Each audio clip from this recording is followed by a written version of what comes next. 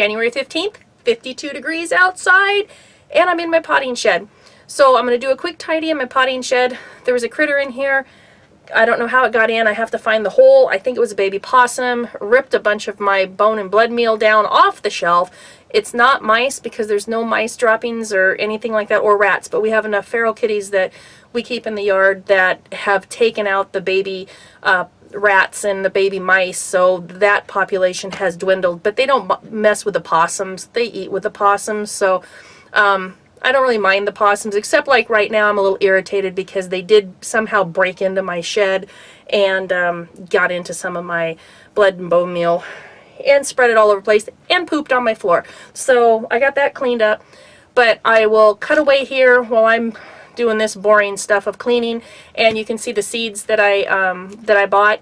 I did end up ordering my seeds. I believe it was on January 5th, I want to say. And I had started my seed discussion, and then my friend called. We went out that day and had a great time, and then I came back and ordered my seeds and did another video.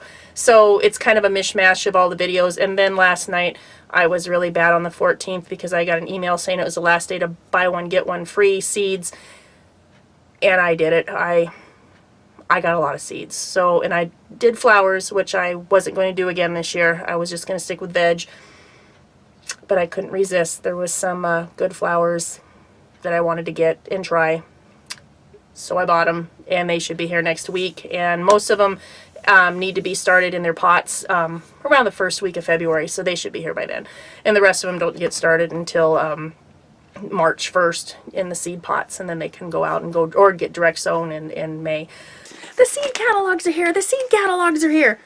You ever remember that show where they were all excited about their name being in the phone book? I can't remember what movie that was. I think I was a kid when that movie came out. So what I'm doing today is I'm just going to explain to you what I bought and what I ordered and where they're going to go real quick, and I'll fling up pictures as we're talking about them. So the first thing for the new veg that was in the Burpee catalog for 2018, I ordered some pole beans, and they're a white pole bean. They're called the Lazy Housewife. I thought I'd give them a shot. The place that I'm going to put them is I have a hoop cattle panel that I put up last year that I was going to grow sweet peas on, but I never managed to get the sweet peas planted, but the hoop's up. So I'm going to dig out a trench, and I'm going to get it ready for the pole beans, and I think that's going to be really cool to have the pole beans on that this year. I might wind some sweet peas up in there or something too, but I'm going to put the pole beans on that cattle panel.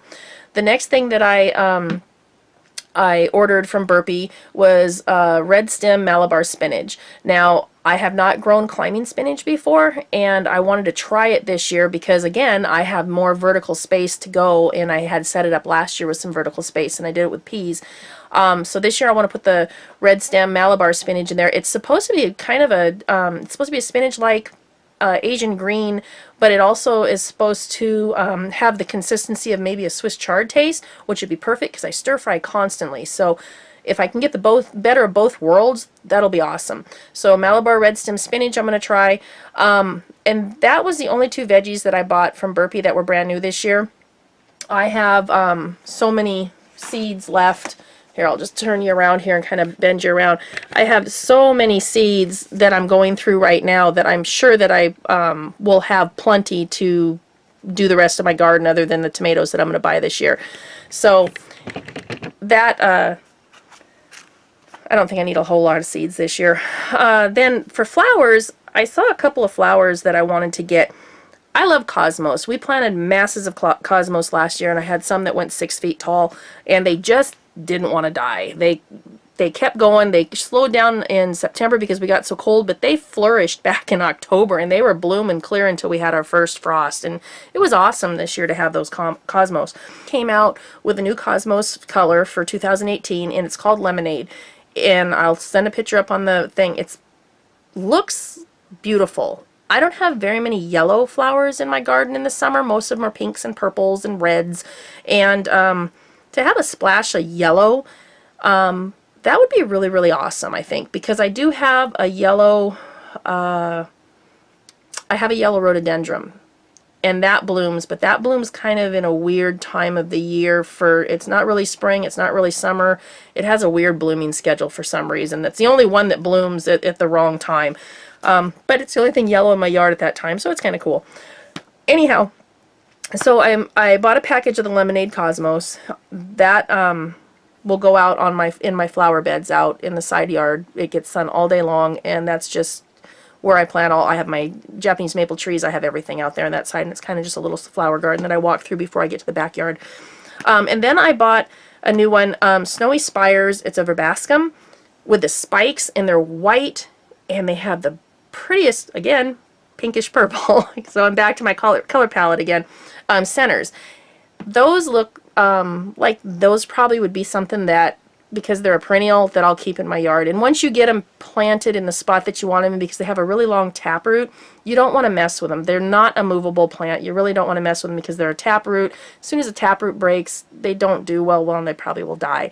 So if you start them from seed, be very careful when you're potting them on until you can get them out in your garden, because you don't want to mess with that taproot. You want to be very, very careful with it, and then you find the place that you want it and you plant it, and that's where it stays. And if you don't like it there, if you dig it up, it might not move. It might and it might not, but odds are it probably is a good chance that it probably isn't going to make it. They don't like to be moved once they're planted. So that was the 4 things that I bought from Burpee this year from their new section. I love trying new things. Territorial Seed is where I get my tomatoes. And so I did purchase another package of the Heinz 2653. It's a processing tomato. Then I got the Coeur de Bois, which is the Oxheart. That is my favorite tomato, hands down, favorite processing tomato. They are huge. They have a tendency to split, so you have to be very careful with the watering going during the heat of the day so that they just never run out of that water, and then they won't suck it up, because if the tomatoes get a little bit dehydrated, they'll kind of wilt a little bit, and then you throw that water on them and they suck it up so fast it comes up through and it just will burst the tomatoes. They'll split them. So you don't want to do that. You want to keep the water steady on the really, really hot days. Don't let them dry out. Just keep that water steady. They'll be fine. And then on the cooler days, you don't have to water quite as much. So that's the Coeur de Bois, the Oxheart. And then I'm going to get my Standby San Marzanos too. They look like a long Roma. And I like them because my husband likes them in sandwiches. So I slice them the long ways and we put them in sandwiches. So the 4 seed packs for the tomatoes already are here. Those will get started in a few more weeks. I usually start my tomato seeds around my birthday in the middle of February. The first seed order from Burpee came real fast too. So the verbascum, the Snowy Spires are here, little 25 pelleted seeds. I need to start these really quick. It needs 8 to 12 weeks before last frost date. And I'm going to do a frost date for zone 8 to show what to plant when and how to count back. It's really simple. The Cosmos, Lemonade Cosmos, I have 200 Lemonade Cosmos seeds. Oh my goodness, that's a lot of seeds. So I will probably be sharing these with my sister and my daughter. 100 Malabar spinach seeds. I already said that I would share these with a couple of my other gardeners in the Master Gardener classes. And the Lazy Housewife pole bean. So these are actually a really, really pretty bean. I had to open them. There's 200 beans in here, and they're almost a pearl white. I don't know if you can see them. A pearl white bean. They're very smooth. They would probably be really awesome in a bean, added in bean soup. They're just really a nice little bean. So hopefully these will grow really good here. And a couple of the Master Gardeners were interested in these too. So we have some extra seeds to plant out there. Now, for the bad news. I gotta get a cup of tea here. I ended up, after these came in, Yesterday I went and I helped the master gardeners dig up some strawberries for a high school that we have, and we're going to plant the strawberries in the garden at the high school. So we were saving the baby runner strawberries, and the mother plants we didn't want, but we got the younger plants, and that'll give a couple years for the strawberries at the school. Well, it was really, really nice out, but it was supposed to be nice out Sunday, which was yesterday. That was supposed to be the warmest day. And so I did all my running around, all my stuff that I needed to do on Saturday so I could spend the whole day in the garden Sunday, because I had big plans on what I was going to do Sunday. And we got slammed with fog until after 12 o'clock. And it was thick fog. So it was kind of damp and cold, and I don't do real well in the fog. Can't breathe real well in it. So I ended up just staying in the house, and that was a mistake, because I was checking my email and the Burpee group had a sale, buy one get one free, and you know, with Burpee 4 seed packs you get free shipping. I wasn't going to do it, but I did it anyhow. So I ended up buying some zinnias. That was the forecast zinnias, and I think those were new. I bought 300 California Wonder pepper seeds. I don't think I need any pepper seeds, but I bought them anyway. I don't know why. Just so I guess I have them. I bought a bunch of pak choi. I got 200 seeds of those. I bought Scarlet Nance carrots and Danver 126s. I didn't realize that a seed packet had 3,000 seeds a piece, but buy one get one free. So for $6, I got 6,000 carrot seeds. It's a lot of carrot seeds. I'll be sharing those too. I bought some parsnips. Now, I was looking at the parsnips. There's 550 seeds. There's 550 seeds in that package of parsnips. The germination rate on parsnips, I guess, are really horrible. I was reading, and the germination rate's just horrible with them. And so I figured that I will just thickly throw the parsnips out there. Now, I have never grown parsnips. I don't even know what they taste like, but I'm interested. So this is going to be, I guess it's just going to be a test to see if they will grow. I'm going to put them with my carrots, probably a couple rows over, and mark them real good. And I'm just going to make them really, the cat jumped up on top of my awning over there, so it kind of spooked me. So I'm just going to make them really thick and then thin them as I need to thin them. And I don't even think I'm going to do them in rows. I think I'm going to broadcast a square, so wherever they come up, they come up. Let's see, what else did I get? I bought 200 borage seeds. We're making a butterfly garden out at the school. That's a project that we decided to do with the FFA, Future Farmers of America. There's only girls in that class, and one of them really likes flowers. And since there's really no flowers out in the area, it's just mostly just fruits and vegetables and stuff like that. I had kind of thrown out there, can we do a butterfly garden, and maybe the girls would be more interested in doing some flowers, and then we can get them onto the veg. So the one girl was really, really excited. The other girl's excited too. So hopefully we'll get the flowers going. So I bought some borage. Bees love borage, and I figured we could put it alongside the fence, and we're going to put in a small pond, just a small pond for the frogs and the dragonflies to get a drink, and the butterflies. I also bought more chives. 2,000 chamomile seeds. I am going to grow chamomile this year. Last year I got it in really late, so it did a horrible, horrible job. This year I'm going to take one whole bed, and I am just going to throw chamomile out there because I want to dry my own chamomile and have my own chamomile tea. I bought 500 basil seeds, 1,500 dill. I bought mammoth dill. I don't usually grow it, but I think I'm going to grow some this year. I usually just buy it because I only need just one package of it, and it's only like $3 for a big huge deal down at the pickle place, and I make my pickles. And I haven't grown a lot of cucumbers because it's just easier to go down and grab the pickles, but this year I'm going to grow cucumbers. So I'm going to grow the dill because the butterflies like the dill, so I'm going to throw dill all over out, even in my flower garden. I'm going to throw some dill out in the back and let it go out there, and I'll just keep it under control like the borage and everything else. Where I don't want it, I just pull it, and where I want it, I just leave it.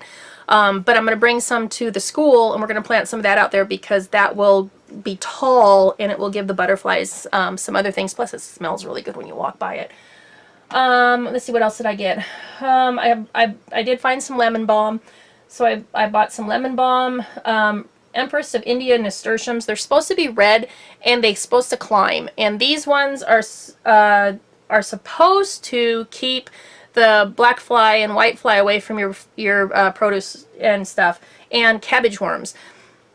Now, I've had nasturtiums before, and I don't know what kind they were years ago, and they did keep the black fly away from other things, but the black fly attacked the nasturtiums, and they were just gross. They were just on them like crazy.